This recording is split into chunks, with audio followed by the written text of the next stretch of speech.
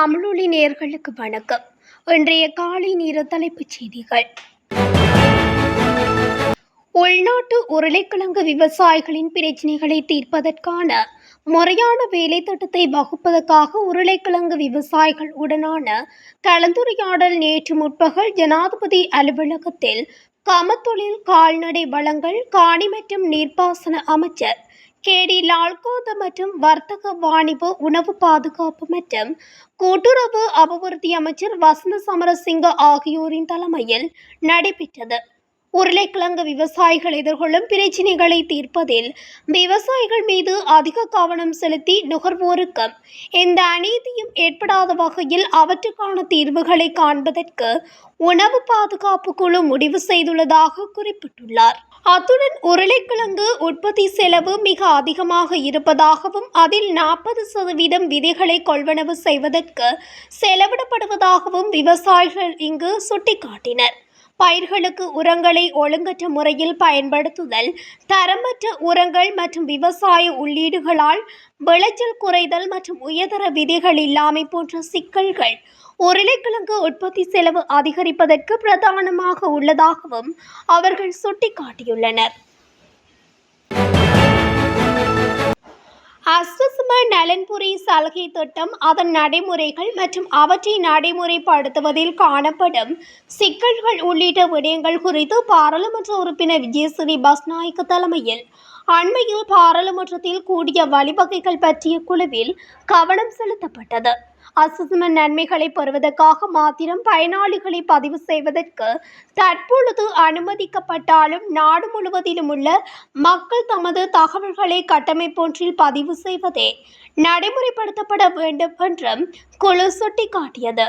அத்துடன் பதிவு செய்த பின்னர் தங்களுக்கு என்ன தேவை என்பதை துல்லியமாக கண்டறிந்து அதன் மூலம் தங்கள் தேவைகளை பூர்த்தி செய்ய தேவையான நடவடிக்கைகளை எடுக்க முடியும் என்றும் குழு சுட்டிக்காட்டியுள்ளது.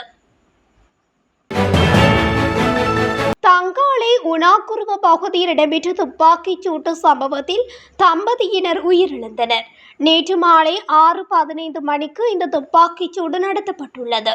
9 மில்லிமீட்டர் ரக துப்பாக்கியை பயன்படுத்தி இந்த துப்பாக்கிச் சூடு நடத்தப்பட்டுள்ளதாக தெரிவிக்கப்படுகின்றது. உயிரிழந்தவர்கள் 68 மற்றும் 59 வயதுகளையுடைய தம்பதியினர் என தெரிய வந்துள்ளது. போட்டி மனப்பான்மை மிக்க கல்விக்கு பதிலாக ஒத்துழைப்பு மற்றும் பொறுப்பு மனப்பான்மையை கொண்ட குடிமகனை உருவாக்குவதே புதிய கல்வி சீர்திருத்தத்தின் நோக்கமாகும் என பிரதமர் கலாநிதி ஹரணி அமரசூரிய தெரிவித்துள்ளார்.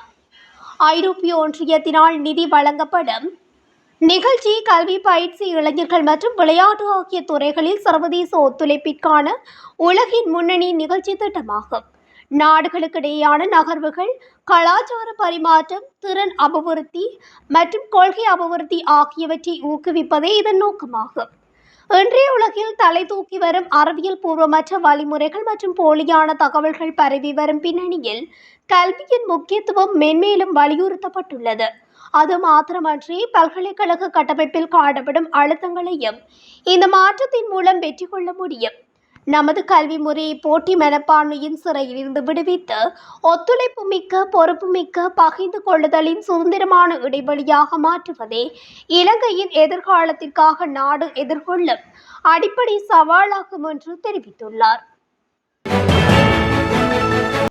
தோல்வியடைந்த அரசியல் சக்திகள் இனவாத விடயங்களை கையில் எடுத்துள்ளன என போலீசார் சட்ட அமலாக்கலில் இந்த விடயத்தையும் கவனத்தில் கொள்ள வேண்டும் என ஜனாதிபதி அனுரகுமார திசாநாயக்க தெரிவித்துள்ளார்.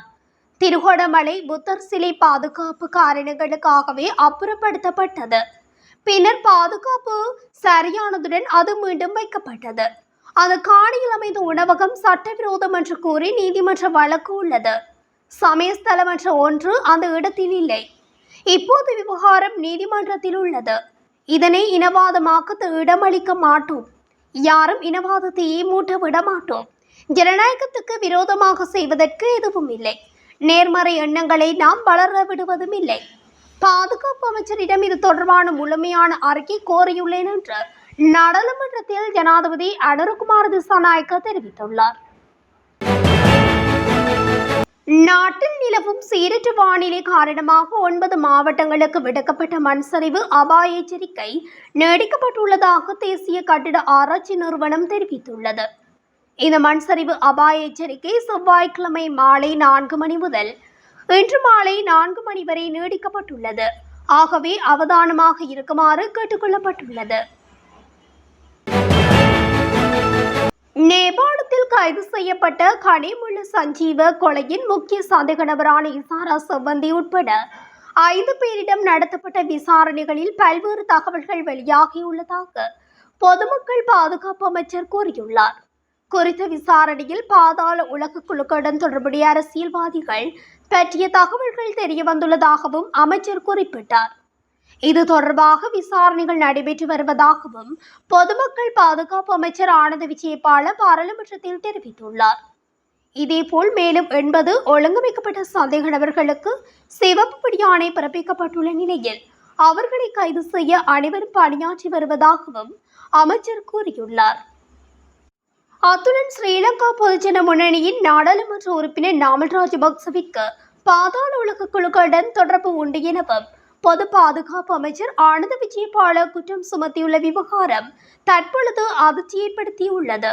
அத்துடன் பாதாள உலக குழுக்களான கைது செய்யப்பட்ட இசாரா செவ்வந்தியுடனும் நாமல் ராஜபக்ச குடும்பத்தினருக்கு தொடர்பு இருப்பதாகவும் அவர் தெரிவித்துள்ளார்.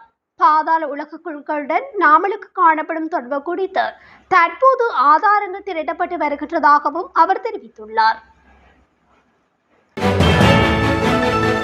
பேருமலை கடற்கரையில் இருந்து சுமார் 2.5 கடல் மைல் தொலைவில் கடலில் மிதந்து வந்த 2 பொதிகள் மீட்கப்பட்டுள்ளன.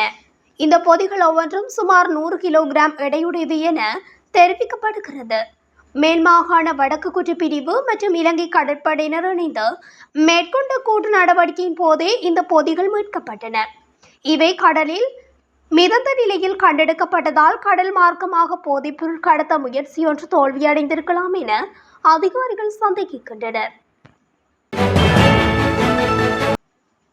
சிலாபத்தில் பாடசாலை ஒன்றுக்கு அருகில் அடையாளம் தெரியாத ஆணொருவரின் சடலம் மீட்கப்பட்டுள்ளது.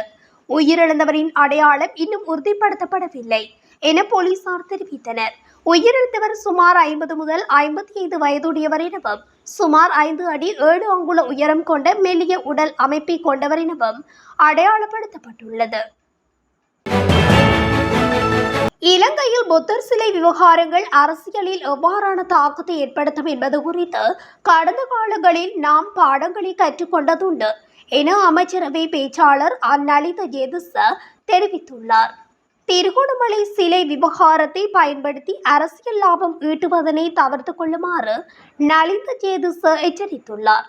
அவர் மேலும் குறிப்பிடுகையில், எனவே இந்த சிலை விவகாரத்தை பயன்படுத்தி கொண்டு தங்களது அரசியல் கனவுகளை நிறைவேற்றும் நோக்கில் மக்களை அணிதிரட்டுவதற்கு அரசாங்கம் இடம் அளிக்காது என அமைச்சரவை பேச்சாளர் நலிந்த ஜேதிச தெரிவித்துள்ளார்.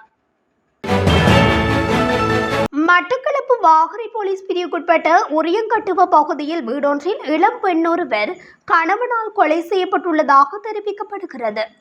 இந்த சம்பவம் நேற்று மாலை பதிவாகியுள்ளது. சம்பவத்தில் உயிரிழந்தவர் தட்டாமுனை பகுதியைச் சேர்ந்த 22 வயதுடையவர் என அறியப்படுகிறது. மனைவிக்கும் கணவருக்கும் இடையே ஏற்பட்ட தகராறில் கணவர் மின்விசிறி கம்பியால் கழுத்தை நெரித்து மனைவியை கொலை செய்ததாக விசாரணைகளில் தெரிய வந்துள்ளது. நீதவான் விசாரணைக்கு பின்னர் சடலம் பிரேத பரிசோதனைக்காக மட்டக்களப்பு வைத்தியசாலையில் வைக்கப்பட்டுள்ளது. மனைவியை கொன்ற கணவரும் விஷம் குடித்து தற்போது மட்டக்களப்பு வைத்தியசாலையில் அனுமதிக்கப்பட்டுள்ளார்.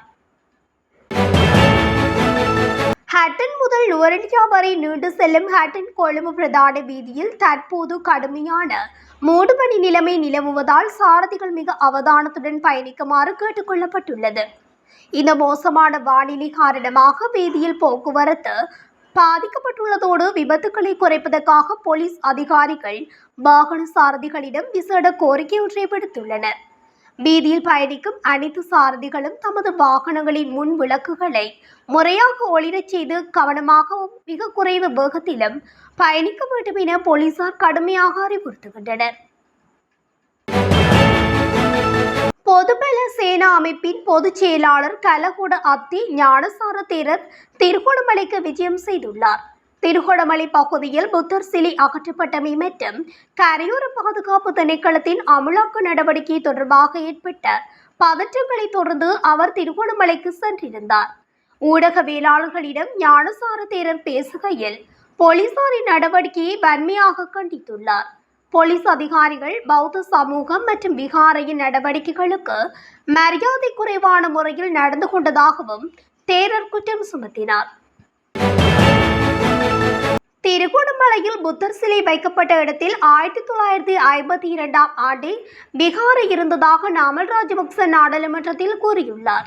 திருகோணமலை புத்தர் சிலை விவகார பிரச்சினையை இனவாத பிரச்சினையாக மாற்றுவதற்கு இடமளிக்க வேண்டாம் என்றும் அரசு உடனடியாக தலையிட்டு இருதரப்பினரையும் அழைத்து பேச்சு நடத்தி பிரச்சினையை சுமூகமாக தீர்த்து வைக்க வேண்டும் எனவும் பெரமுன கட்சியின் தேசிய அமைப்பாளர் நாமல் ராஜபக்ச தெரிவித்துள்ளார்.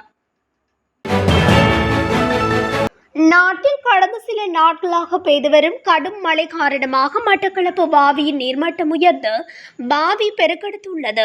மட்டக்களப்பு வாவி பெருக்கெடுத்ததன் காரணமாக வாவியின் அருகிலுள்ள வீதிகள் நீரில் மூழ்கியுள்ளன. இதனால் போக்குவரத்து செய்வதில் வாகன சாரதிகளும் பாடசாலை மாணவர்கள் மற்றும் பொதுமக்களும் பல்வேறு அசௌகரியங்களை எதிர்கொண்டு வருகின்றனர். மட்டக்களப்பு நகர பிரதேசங்களிலும் வாவி பெருக்கெடுப்பு காரணமாக குறித்த பாதைகள் நீரில் மூழ்கியுள்ளன. இத்துடன் தமிழொலியின் இன்றைய காலை நேர தலைப்புச் செய்திகள் நிறைவடைகின்றன. தொடர்ச்சியாக செய்திகளை அறிந்து கொள்ள தமிழொலி ஊடகத்துடன் இணைந்திருங்கள். நன்றி, வணக்கம்.